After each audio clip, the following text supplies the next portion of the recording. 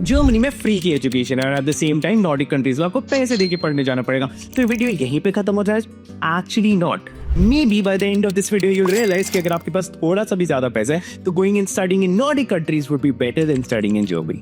So without further ado, let's directly jump into it.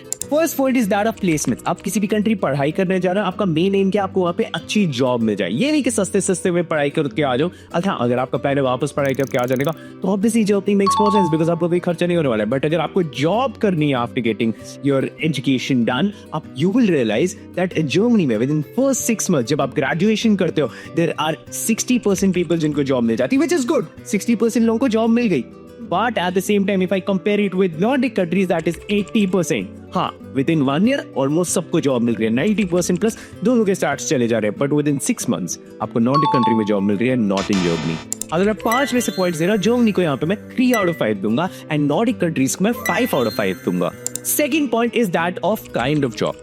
जो इन्हें बहुत ज्यादा इंजीनियरिंग और मैन्युफैक्चरिंग बेस वाली जॉब्स है. इससे क्या होता था, बहुत सारे लोगों को एम्प्लॉयमेंट मिलती थी, उतनी ज्यादा हाई पेइंग नहीं, हाँ अच्छी खासी 60-70,000 यूरोस तक की salary, which is somewhere around 7 lakh रुपए. एंड जैसे जैसे यूरो अप्रिशिएट करते जा रहा है, इंडियन रुपी डेप्रिशिएट करते जा रहा है, तो ज्यादा पैसा. But now these jobs are getting automated AI की वजह से.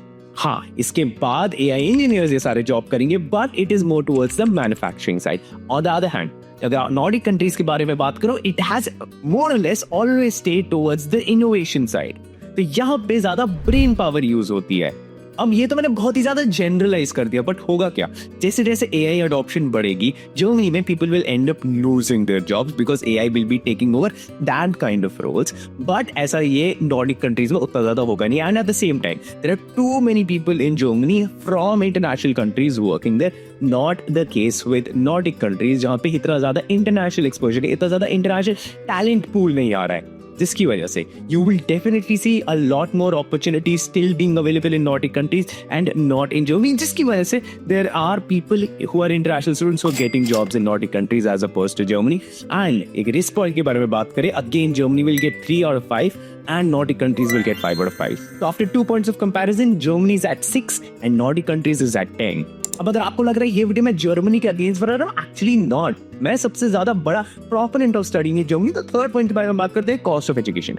जर्मनी में पब्लिक यूनिवर्सिटी में बैचलर्स करने जा रहे हो, मास्टर्स करने जा रहे हो, you will just have to pay a semester contribution fees which is somewhere around 20-30,000 Indian rupees for an entire semester, which is free. And on the other hand, Nordic countries में आपका 10 से 12 लाख रुपए minimum खर्चा जाने वाला है on tuition fees, depending on कौन सी university जा रहा है. देयर आर सम यूनिवर्सिटी जहाँ 5 लाख रुपए भी खर्च हो जाएगा, बट ओवरऑल हम लोग 10 से 12 लाख रुपए लेके चल रहे हैं. तो हाँ, अगर कंपैरिजन यहाँ पे करेंगे, Germany will get 5 out of 5 and Nordic countries will get 2 out of 5. तो जर्मनी 11 हो जाएगा, नॉर्डिक कंट्रीज 12 ही रहेगा. अभी भी नॉर्डिक कंट्रीज जीत रही है, बिकॉज ऑनेस्टली सस्ती पढ़ाई से अच्छा जॉब्स मिल रहा है. अगर आप सिर्फ सोच रहे हो सस्ती पढ़ाई उससे ज्यादा इंपॉर्टेंट है आपको जॉब मिलनी चाहिए. That should be your goal. Fourth point is that of language. Germany में भी इंग्लिश बोलने वाले लोग हैं, नॉर्डिक कंट्रीज में भी इंग्लिश बोलने वाले लोग हैं. जर्मनी में भी वाइडली हर एक आपकी बात समझ जाएगा.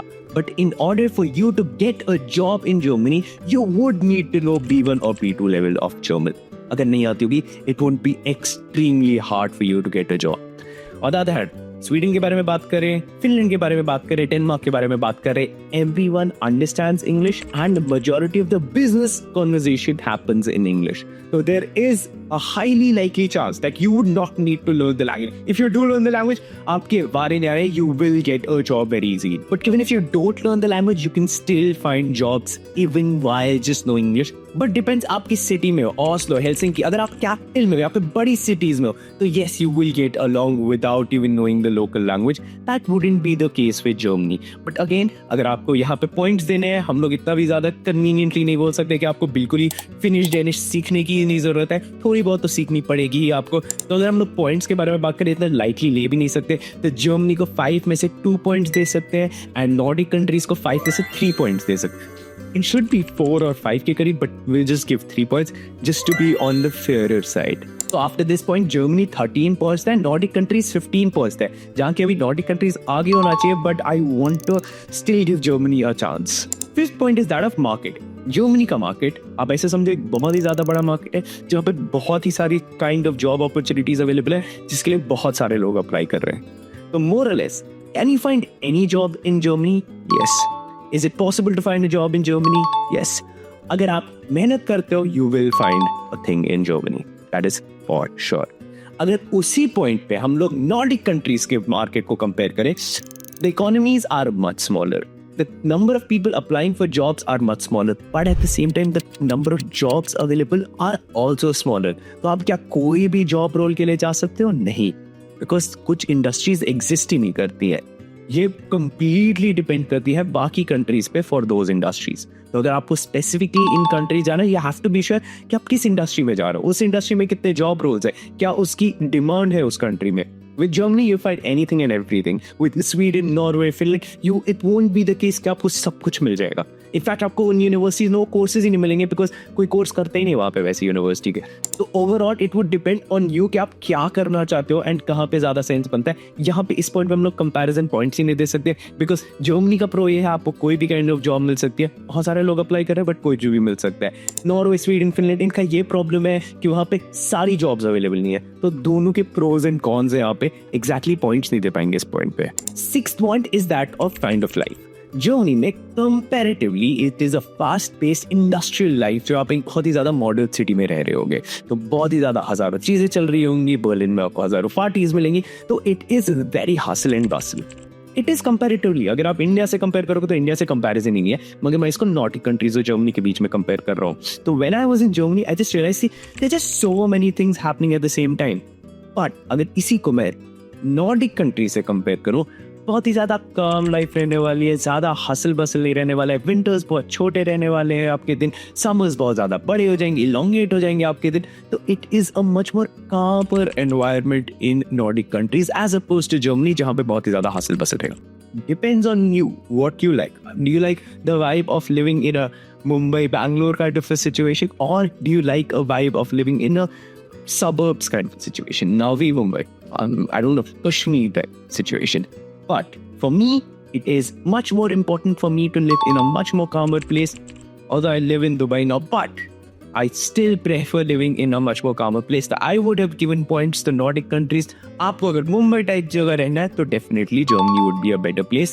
Overall, आपको कुछ खास difference नहीं लगेगा if you're coming from India. But having had my best friends both from Nordic countries and Germany, they tell me all the time that there is so much more peace in Nordic countries than Germany. Seventh point, salaries और salary growth के बारे में बात करें, there are chances of you making ton shit loads of money in Germany, which is not the case with Nordic countries. Nordic countries में आपकी life ज़्यादा better रहने वाली है, बट सैलरी, पैसा, सिर्फ अगर पैसा पैसा पैसा पैसा चाहिए तो नहीं उतना ज़्यादा इंपॉर्टेंट है. Germany में definitely there are avenues, there are positions, there are job roles where you will be making ton shit loads of money. That won't be the case with Nordic countries. It'll be very hard to reach those positions. तो अगर यहाँ पे points देने हैं, I don't find that as important. I find happiness more important. But again, 5 में से अगर हम लोगों को points देने, Germany will get 4 points, Nordic countries will get 2 points. तो Germany reaches 17, Nordic countries reaches 70. ये जर्मनी इतना जल्दी 17 कैसे पहुंचे? तो पीछे लैग कर रहा था. Okay, let's talk about happiness next. Happiness index के बारे में बात करें, in general you're going to have a much happier life in Nordic countries as opposed to Germany. But overall, अगर हैप्पीनेस इंडेक्स के बारे में बात करें और इंडिया को कंपैरिजन में रखें या किसी भी साउथ एशियन कंट्री को कंपैरिजन में रखें, there is no comparison. It would be a major difference between India and these countries, but आपस में इनमें उतना ज्यादा डिफरेंस नहीं होगा. तो don't come in the comment section and be like कि oh Sweden is not as happy as Germany. ऐसा नहीं है. ओवरऑल बहुत ही ज्यादा स्मॉल डिफरेंसेस है, but overall you have a much happier life in both these places. हाँ, definitely Nordic countries में it would be much more elevated than Germany. And अगर हम लोग को इन जनरल पॉइंट्स के बारे में बात करनी है, अगर आप this is the important point, इसको 7 में से पॉइंट्स देते हैं. We will give 7 points to Nordic countries and we give 5 points to Germany. So Germany reaches 22, Nordic countries reaches 24. PR और long term के बारे में बात करें, Germany is leaning a lot towards conservative parties. Now there are parties again which is saying कि आप लोगों को immigrants को निकाल देना चाहिए, जिनको पासपोर्ट मिला उनको भी हटा. So there is a lot of conservatism that is growing in Germany right now. Growing in Germany, and you will see a much stricter parties जो एकदम immigration के against होगी in Germany. So that is going to be a bad thing. But again, in Germany has allowed a lot of immigrants to come in. Germany has given passports very easily. Germany ने बहुत ज़्यादा refugees को लिया है. So considering all of that, it had a very good record of taking international people. Now it is changing a bit. Nordic countries के साथ अभी वो नहीं हुआ है. It is hard to get through the visa process, but if you're a legitimate student, अगर आप सब कुछ legitimately करते हो, then the process, there is a process. I won't say the process is easy or hard. There is a process. There is still a process in Germany. There is still a process in Nordic countries. Nordic has always been strict with the kind of immigration that they do. Only a limited immigration that they do. They don't want to change the demographics of the country. Germany has allowed to change the demographics of their country. मतलब अगर आप कहीं पे भी किसी भी central city में जाओगे, फ्रैंकफर्ट में, सिटी सेंटर में, ऐसे अगर आप हम पहुंच जो उनका वो ट्रेन स्टेशन है उनके बाहर ही निकलोगे, यू वोंट फाइंड जर्मन. मतलब मैं ऐसे चल रहा था, 15 मिनट तक मुझे जर्मन ही नहीं दिख रहे थे वहाँ पे. या तो अरब्स दिख रहे थे, या तो अलग अलग कंट्री से इंडियंस दिख रहे थे, बट जर्मन्स ही नहीं दिख रहे थे. So that's a thing with Germany. वो अभी नॉर्डिक कंट्रीज के साथ हुआ नहीं, एंड आई डोंट थिंक वो नॉर्डिक कंट्रीज के साथ होगा. तो this is a point of comparison. यहाँ पे मुझे लगता है सिंस जर्मनी बहुत ज्यादा स्ट्रिक्ट कंजर्वेटिव लाइंस पे जाने वाला, I would just give it points out of 3, and Germany को मैं 2 पॉइंट्स दूंगा, नॉर्डिक कंट्रीज को स्टिल मैं 3 पॉइंट्स दूंगा.